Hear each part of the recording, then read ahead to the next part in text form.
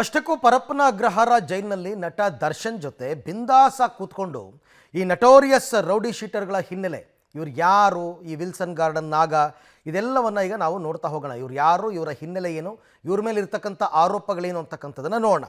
ಈ Wilson garden ನಾಗ ಯಾರು ಅಂದರೆ ಬೆಂಗಳೂರಿನ ಭೂಗತ ಲೋಕದ ಡಾನ್ ಸದ್ಯಕ್ಕೆ ಅಂತ ಹೇಳ್ತಾ ಇದ್ದಾರೆ. ಆತನ ಮೇಲೆ ಅಷ್ಟೊಂದು ಕೇಸಸ್ ಇದೆ. ಸಿದ್ದಾಪುರ ಮಹೇಶನ ಮರ್ಡರ್ ಕೇಸ್ನಲ್ಲಿ ಈತ ಜೈಲು ಸೇರಿದ್ದ ಅಂತಕ್ಕಂಥದ್ದು ಕೂಡ ಗೊತ್ತಾಗ್ತಾ ಇದೆ. ವಿಲ್ಸನ್ ಗಾರ್ಡನ್ ನಾಗ ಈತ ಸಿದ್ದಾಪುರದ ಮಹೇಶನ ಮರ್ಡರ್ ಕೇಸ್ನಲ್ಲಿ ಜೈಲು ಸೇರಿದ್ದ. ಕೋಕಾ ಕಾಯ್ದೆಯಡಿ ಪೊಲೀಸರು ಈತನನ್ನು ಜೈಲಿಗೆ ಕಳಿಸಿದ್ರು ಅಂತಕ್ಕಂಥದ್ದು ಈಗ ಗೊತ್ತಾಗ್ತಾ ಇದೆ. ಇನ್ನು ಆ ವಿಲ್ಸನ್ ಗಾರ್ಡನ್ ನಾಗನ ಪಕ್ಕದಲ್ಲೊಬ್ಬ ಕೂತಿದ್ದಾನಲ್ಲ, ಕುಳ್ಳಾ ಸೀನಾ ಅಂತ. ಈ ಕುಳ್ಳಾ ಸೀನಾ ಯಾರು ಅಂತಕ್ಕಂಥದ್ದನ್ನು ಕೂಡ ನೋಡೋಣ. ಎಲ್ಲ ರೌಡಿ ಶೀಟರ್ಗಳೇ ಇವರೆಲ್ಲ.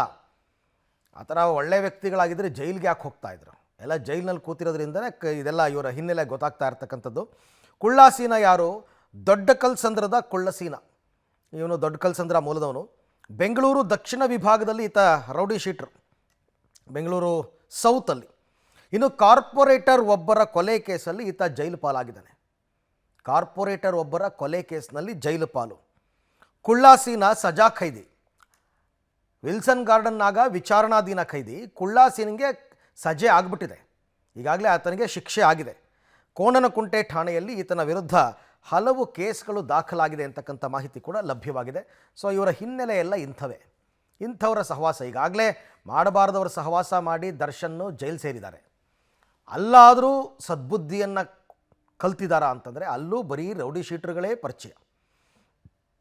ಈ ಥರನೇ ಆದರೆ ಮುಂದಕ್ಕೆ ಕಷ್ಟ. ಅವರೇನೋ ಬದಲಾಗಿದ್ದಾರೆ, ಮನ ಪರಿವರ್ತನೆ ಆಗಿದೆ, ಹಾಗೆ ಹೀಗೆ ಅಂತ ಇದ್ದರು. ಬಟ್ ಅವೆಲ್ಲ ಸುಳ್ಳು ಅಂತ ಅನ್ನಿಸ್ತಾ ಇದೆ. ಇನ್ನು ನಟ ದರ್ಶನ್ ಹೊರಗಡೆ ಜೀವನದಲ್ಲಿ ಇದ್ದಾಗ ಯಾವ ರೀತಿ ಬಿಂದಾಸ್ ಲೈಫನ್ನು ನಡೆಸ್ತಾ ಇದ್ರೋ ಅದೇ ರೀತಿ ಈಗ ಜೈಲಿನಲ್ಲೂ ಕೂಡ ದರ್ಶನ್ ಇರೋ ಹಾಗೆ ಕಾಣಿಸ್ತಾ ಇದೆ. ದರ್ಶನ್ಗೆ ಬೇಕಿರುವ ವ್ಯವಸ್ಥೆಗಳನ್ನೆಲ್ಲ ಮಾಡಿಕೊಡ್ತಿರುವ ಶಂಕೆಗೆ ಈ ಜೈಲಿಂದ ಸೋರಿಕೆ ಆಗಿರ್ತಕ್ಕಂಥ ಫೋಟೋಗಳು ಕಾರಣವಾಗಿದೆ. ಹಾಗಾದರೆ ಅಷ್ಟಕ್ಕೂ ಜೈಲು ನಿಯಮ ಏನು ಹೇಳುತ್ತೆ, ವಿಚಾರಣಾಧೀನ ಕೈದಿಗೆ ಏನೆಲ್ಲ ಸವಲತ್ತು ಸಿಗುತ್ತೆ, ಏನು ಸಿಗಲ್ಲ ಅಂತಕ್ಕಂಥದ್ದನ್ನು ನೋಡ್ತಾ ಹೋಗೋಣ. ಸೊ ವಿಚಾರಣಾಧೀನ ಖೈದಿಗೆ ಅಂದರೆ ಇನ್ನೂ ಅವನಿಗೆ ಶಿಕ್ಷೆ ಆಗಿಲ್ಲ ಅನ್ನೋದೇ ಆದರೆ ಅಗತ್ಯ ವಸ್ತುವನ್ನು ಹೊರತುಪಡಿಸಿ ಉಳಿದ ಸೌಲಭ್ಯವನ್ನು ನೀಡುವಂತಿಲ್ಲ. ಕೋರ್ಟ್ ಅನುಮತಿ ಇಲ್ಲದೆ ಮನೆಯೂಟ ಸೇರಿದಂತೆ ಇತರೆ ಸೌಲಭ್ಯಗಳಿಗೆ ಅವಕಾಶ ಇಲ್ಲ. ರೂಲ್ಸ್ ಹೇಳ್ತಾ ಇರ್ತಕ್ಕಂಥದ್ದು, ಜೈಲಿನ ನಿಯಮ ಹೇಳ್ತಾ ಇರ್ತಕ್ಕಂಥದ್ದು. ಜೈಲಿನ ಲಾನ್ನಲ್ಲಿ ಚೇರು ಟಿಪಾಯಿ ಹಾಕ್ಕೊಂಡು ಕೂತ್ಕೊಂಡು ಮಾತನಾಡುವ ವ್ಯವಸ್ಥೆ ಯಾರಿಗೂ ಇಲ್ಲ, ಮಾಡೋ ಹಾಗೂ ಇಲ್ಲ. ಆ ವ್ಯವಸ್ಥೆ ಯಾರೂ ಕಲ್ಪಿಸ್ಕೊಡೋ ಹಾಗಿಲ್ಲ. ಜೈಲಿನ ಎಲ್ಲೆಂದರಲ್ಲಿ ಕುಳಿತು ಸಿಗರೇಟು ಬೀಡಿ ಸೇವನೆ ಕೂಡ ಮಾಡುವಂತಿಲ್ಲ ಅಂತ ಹೇಳ್ತಾರೆ. ಅವೆಲ್ಲ ಇಲ್ಲವೇ ಇಲ್ಲ. ಆ್ಯಕ್ಚುಲಿ ಜೈಲಿಗೆ ಸಿಗರೇಟು, ಮಾದಕ ವಸ್ತು, ಮದ್ಯ ಸರಬರಾಜು, ಆಮೇಲೆ ಅದನ್ನು ಸೇವನೆ ಮಾಡೋದು ಇವೆಲ್ಲ ಶಿಕ್ಷಾರ್ಹ ಅಪರಾಧ. ಸಿಗರೇಟು, ಮಾದಕ ವಸ್ತು ಅಂದರೆ ಡ್ರಗ್ಸು, ಮದ್ಯ, ಡ್ರಿಂಕ್ಸು ಯಾವುದನ್ನು ಸರಬರಾಜು ಮಾಡಬಾರ್ದು, ಸೇವನೆಯೂ ಮಾಡಬಾರ್ದು.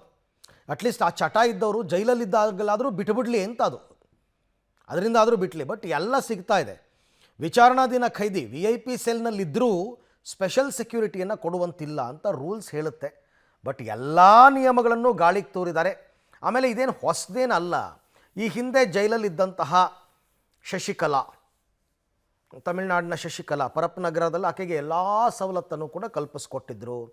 ಆಮೇಲೆ ಕರೀಂ ಲಾಲಾ ತೆಲಗಿ, ಆತನಿಗೆ ಎಲ್ಲ ರೀತಿ ಸೌಲಭ್ಯ ಕಲ್ಪಿಸ್ಕೊಟ್ಟಿದ್ರು.